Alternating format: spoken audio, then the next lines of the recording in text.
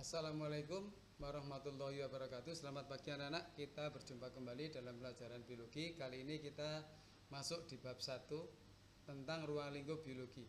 Nah, yang dipelajari dalam ruang lingkup biologi seperti yang ditampilkan di gambar ini kebanyakan atau 100% menjelaskan tentang makhluk hidup. Itulah yang akan dikaji dalam ruang lingkup biologi.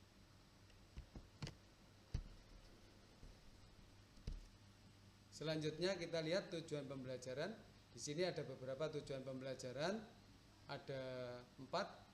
Nah, saya hanya menjelaskan satu saja atau membaca satu, menjelaskan ruang lingkup biologi dengan atau dan keterkaitan biologi dengan metode ilmiah.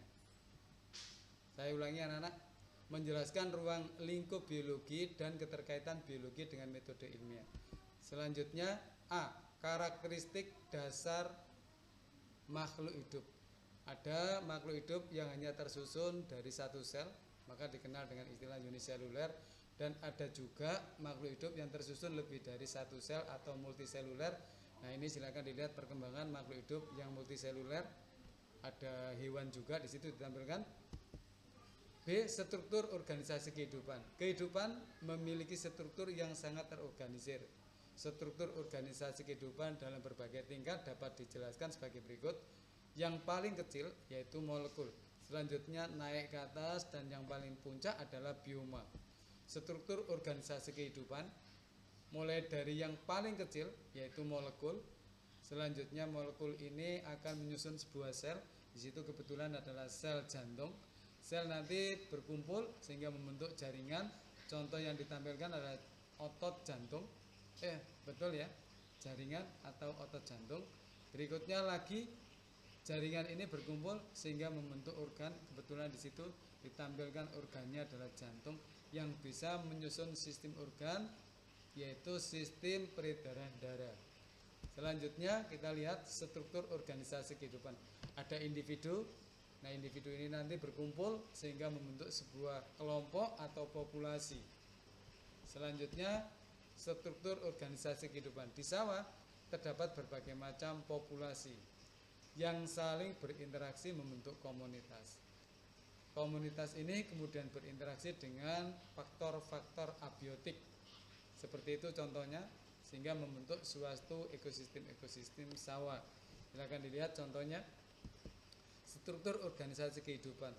Hutan hujan tropis merupakan salah satu bioma di dunia. Bioma adalah sekelompok hewan dan tumbuhan yang tinggal di lokasi geografis tertentu. C, klasifikasi makhluk hidup. Anak-anak, ada banyak klasifikasi yang kita pelajari. Ada sistem klasifikasi 2 kingdom. Nah, di sini ada sistem klasifikasi 6 kingdom yang kebetulan dibuat atau disusun oleh Carl Woese. Contohnya anggotanya ada kingdom Archaebacteria hingga kingdom animal. Nah, pohon klasifikasinya ada di samping itu, silakan dilihat. Ini lebih jelasnya tentang anggota sistem klasifikasi 6 kingdom. Berikutnya lagi cabang-cabang ilmu biologi. Ada virologi, mikologi, zoologi, botani, entomologi. Jadi entomologi ini adalah cabang biologi yang mempelajari tentang serangga. Berikutnya anak-anak mungkin sudah tahu apa zoologi itu. Kita lanjutkan lagi. E, pemecahan masalah biologi dengan metode ilmiah.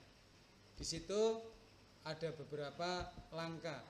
Yang pertama ada pengamatan, pertanyaan, hipotesis, prediksi, eksperimen. Itu langkah untuk memecahkan masalah dengan menggunakan metode ilmiah. Berikutnya lagi F, penelitian ilmiah.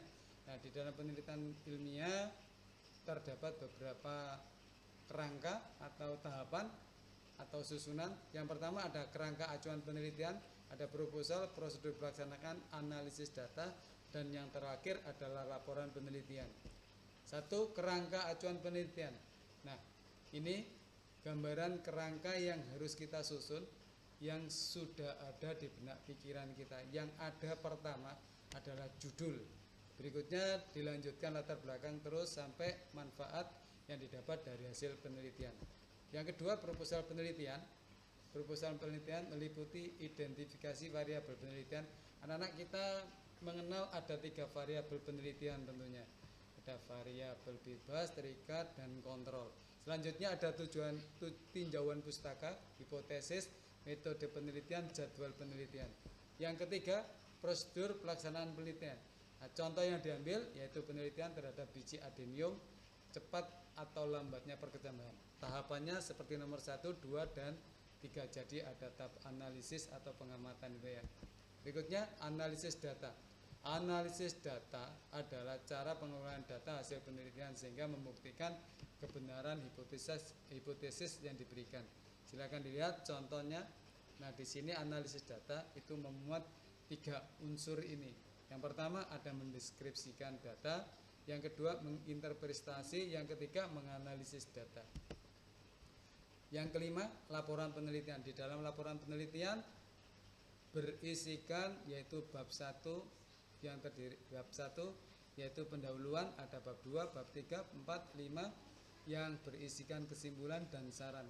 Selanjutnya tidak lupa kita harus mencantumkan pula daftar pustaka plus lampiran, di mana lampiran ini berisikan peta, skema, foto, dan gambar. Berikutnya G, keterkaitan biologi dengan ilmu yang lain.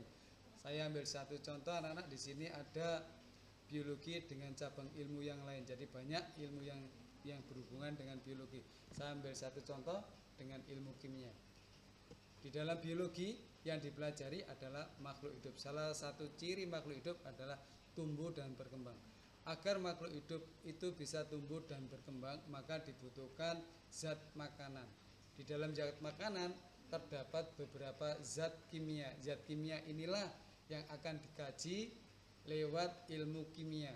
Bagaimana pengaruhnya terhadap pertumbuhan dan perkembangan makhluk hidup. Nah, silakan dicari lagi anak-anak contoh biologi dengan sosiologi atau yang lainnya sendiri. Berikutnya dampak negatif perkembangan teknologi. Ada beberapa dampak yang bisa kita temukan di sekitar kita.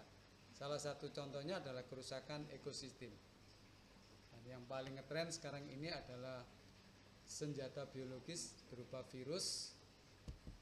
Dampak positif perkembangan biologi di bidang pertanian yaitu kultur jaringan, bidang peternakan, inseminasi buatan, bidang kesehatan, pembuatan vaksin, bidang industri yaitu pembuatan minuman baru, susu, fermentasi atau yogurt. Nah, demikianlah tadi anak-anak pelajaran biologi pagi hari ini. Jika ada masalah silakan ditanyakan lewat WA Google Class atau WA Group Class. Billahi taufik wal hidayah. Wassalamualaikum warahmatullahi wabarakatuh.